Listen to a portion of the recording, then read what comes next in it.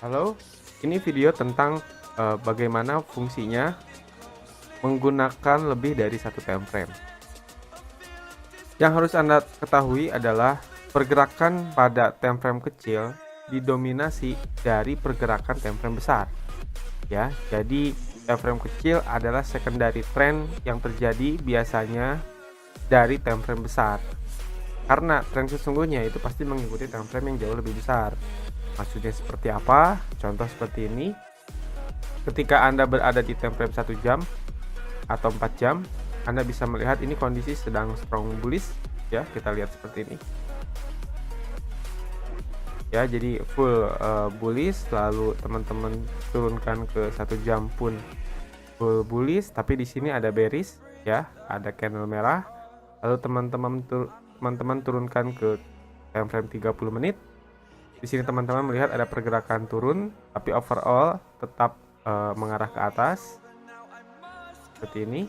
Oke, lalu teman-teman turunkan lagi ke 15 misal seperti ini, dan teman-teman pun menurunkan lagi ke 5 menit misal seperti ini. Oke, jadi ketika ada secondary trend, apa itu secondary trend? Secondary trend adalah seperti ini. Contoh, ketika teman-teman tadi sudah belajar mengenai pembentukan channel, ketika harga membentuk channel seperti ini,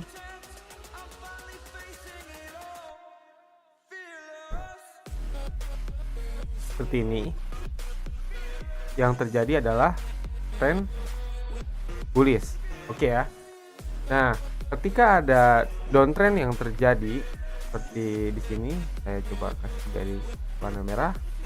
Ketika teman-teman melihat di sini ada terjadi downtrend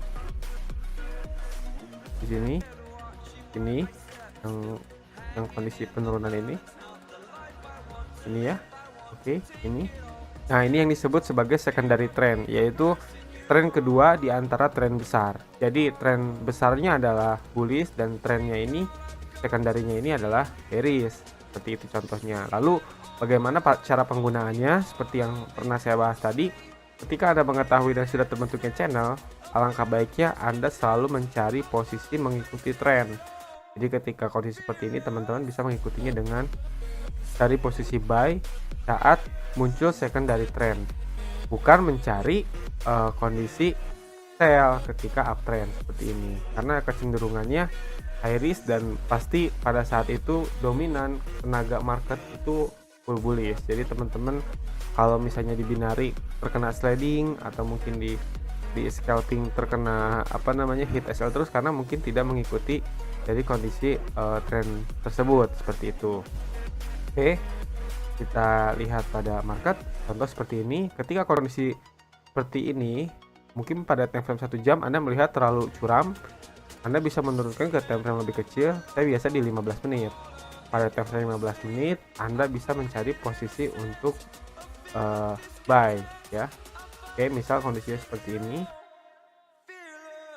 teman-teman bisa mengambil trendline dari yang 1, 2, 3 ini ya, seperti ini. Oke, karena mungkin tadi kondisinya belum terlalu strong seperti ini ya. Oke, lalu teman-teman bisa mengambil dari titik ini dan titik ini seperti ini. Nah, tadi belum terbentuk rapi channelnya. Oke, nah seperti yang Anda lihat di sini adalah yang pertama, dan Anda pasti harus mencari kondisi yang kedua.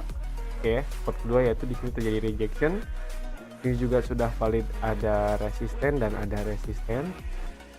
Ini seperti ini.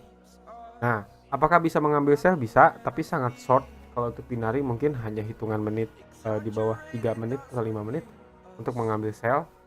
Jika pada time frame 5 menit ya, 5 menit pun itu sangat short sih kalau saya bilang.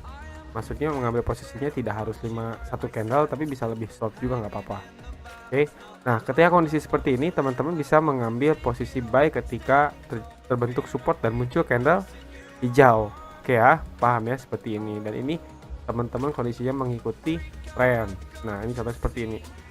Ketika channel sudah terbentuk rapi, terbentuk support baru, di sini akan membentuk lagi, jadi otomatis bentuknya seperti ini. Ya, ini juga sama karena tenaga semakin kuat. Nah, yang maksud saya tadi secondary trend adalah seperti ini. Jadi ketika Anda melihat ini terbentuk dan Anda melihat di sini sell, ada kemungkinan kalaupun Anda pakai binary dengan scalping, Anda terkena hit SL mungkin atau sliding kalau di binary ya. Contohnya seperti ini. Karena baiknya adalah Anda mengambil posisi buy, bukan mengambil posisi sell. Oke ya. Nah, jadi channelnya melebar yang tadi seperti ini, Anda lihat sekarang menjadi seperti ini karena membentuk resisten baru dan channel menjadi sempurna ya bentuknya. Oke. Nah, ini karena Anda melihat dari time frame besar semuanya menunjukkan bahwa tenaga sedang menunjukkan bullish ketika berada di sini ya. Dikonfirmasi dengan kondisi di bawah ini yang disebut dengan namanya double bottom ya.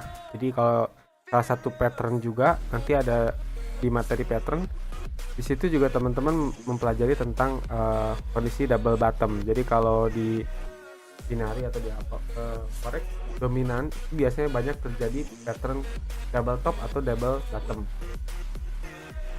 Konfirmasi juga untuk kondisi reversal. Jadi double bottom dengan trend line ya, dan ini nanti ada di materi strategi. Jadi strategi yang sering kali saya pakai dan saya manfaatkan untuk kondisi trading ya. Jadi kemungkinan kondisi-kondisi yang sering banget terjadi ya, seperti itu. Itulah fungsi untuk mengecek multi time frame. Jadi Anda bisa mulai dari time frame besar dan menuju time frame yang paling kecil.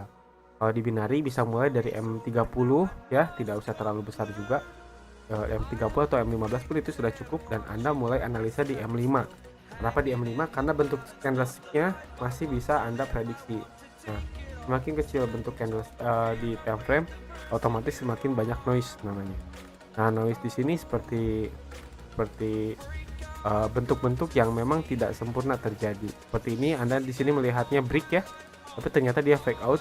Padahal ketika di M15 ini kondisinya rejection. Oke ya, seperti itu. Jadi semakin kecil time frame itu semakin high risk sebenarnya. Jadi saya sama sekali tidak merekomendasikan teman-teman untuk trade di kondisi market di kondisi time frame 1 menitan ya. Nah, ini penampakan di M5 nya teman-teman bisa lihat sendiri, sangat sempurna ketika teman-teman mengambil trend dari si 12 lalu 12, dan Anda bisa mengambil keputusan baik ketika ada di sini ya. Dan